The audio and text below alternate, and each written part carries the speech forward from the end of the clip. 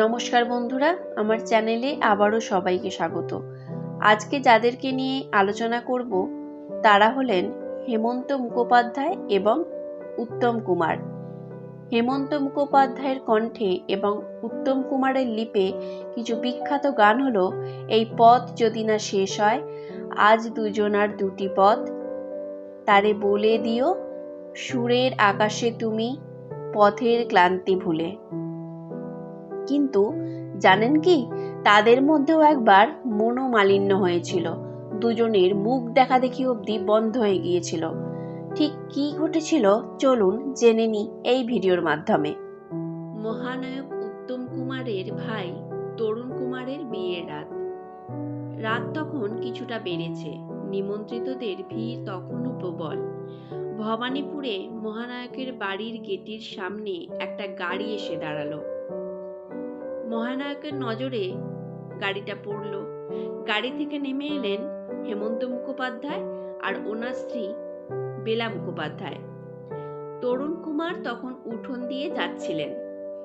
দূরে দাঁড়িয়ে ওনাদেরকে দেখে থমকে দাঁড়িয়ে গেলেন।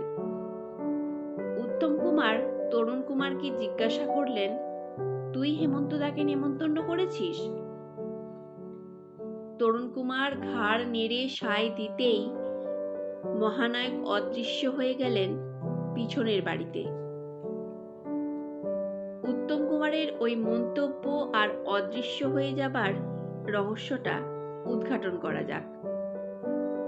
সেই সময় উত্তম কুমার এবং হেমন্ত মুখোপাধ্যায়ের ঘনিষ্ঠ সম্পর্কে গভীর জিদ ধরেছিল। তবে আগে এই দুটো পরিবারের মধ্যে সম্পর্ক ছিল আন্তরিক। দুই পরিবারের কর্তাগিন্নিদের মধ্যেও যোগাযোগ ছিল ভালোই। হেমন্ত মুখোপাধ্যায়ের বাবার একটা চিকিৎসালয় ছিল। উত্তম কুমারের বাবা সেখানে গিয়ে বসতেন, চিকিৎসাও করাতেন। এরপরেও উত্তম কুমার এবং হেমন্ত মুখোপাধ্যায়ের মধ্যে বিরোধ বাঁধল। বিরোধটা ঠিক কী কারণে কারো জানা ছিল না। তবে শোনা যায় হেমন্ত মুখোপাধ্যায় প্রযোজিত একটা ছবিতে উত্তম কুমার নাকি কথা দিয়েও অভিনয় করতে পারেননি। হেমন্ত মুখোপাধ্যায় তাই ক্ষুব্ধ হয়ে গিয়েছিলেন মহানায়কের উপর। উল্টো দিকে উত্তম কুমার শুনেছিলেন হেমন্ত মুখোপাধ্যায় নাকি নিজের প্রভাব খাটিয়ে তার ছবির ফিল্মের স্টক আটকে দিচ্ছিলেন। তবে অনেকের আজও মনে হয় বিরোধের এটাই নির্দিষ্ট কোনো কারণ ছিল না। আসল কারণ ছিল দুজনের ইগো।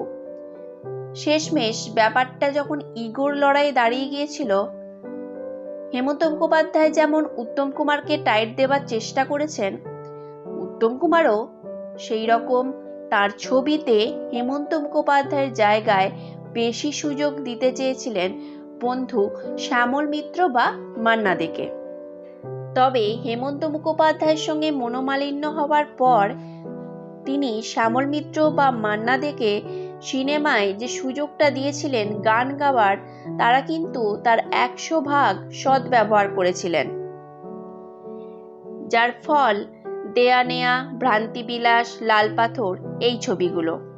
এটা নিশ্চয়ই সকলেই মানবেন যে উত্তম কুমার এবং হেমন্ত মুখোপাধ্যায়ের মধ্যে মন কষাকষি না ঘটলে কোনো পরিচালক সেদিন মহানায়কের লিপে শ্যামল মিত্র বা মান্না দেকে নিয়ে পরীক্ষা নিরীক্ষার সাহস পেতেন না। প্রযোজকরাও সেই ঝুঁকি নিতে দিতেন না পরিচালকদের। বাংলা ছবির ক্ষেত্রে তাই এই দুজনের মন কষাকষি অন্য তাৎপর্য বহন করে এনেছিল।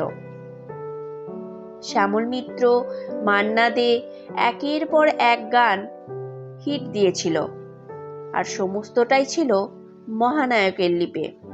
পরেও যে ধারা অব্যাহত রেখেছিল পরিচালক এবং প্রযোজকরা, তা যাই হোক, তাদের এই মন কষাকষি সহজে মেনে নিতে পারছিলেন না তরুণ কুমার। দুজনের শুভানুধ্যায়ী মানুষজনের পক্ষেও এটা মেনে নেওয়া খুব কঠিন ছিল।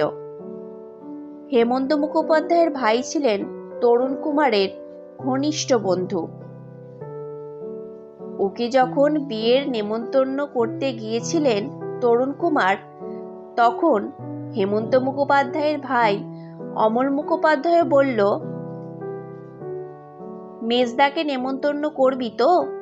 আমি সংশয়টা ওর কাছেও প্রকাশ করে বলি, হেমন্তদা কি নিমন্ত্রণ রক্ষা করতে আমাদের বাড়ি যাবে?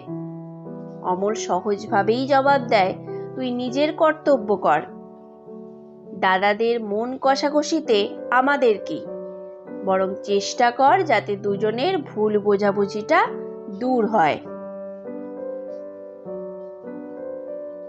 এরপরে তরুণ কুমার বুদ্ধি খাটিয়ে হেমন্ত মুখোপাধ্যায় এবং মহানায়ককে কথা বলার সুযোগ করিয়ে দেন।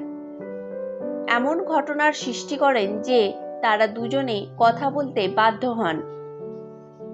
এইভাবেই দুই শিল্পীর মধ্যে আবার সুসম্পর্ক গড়ে ওঠে।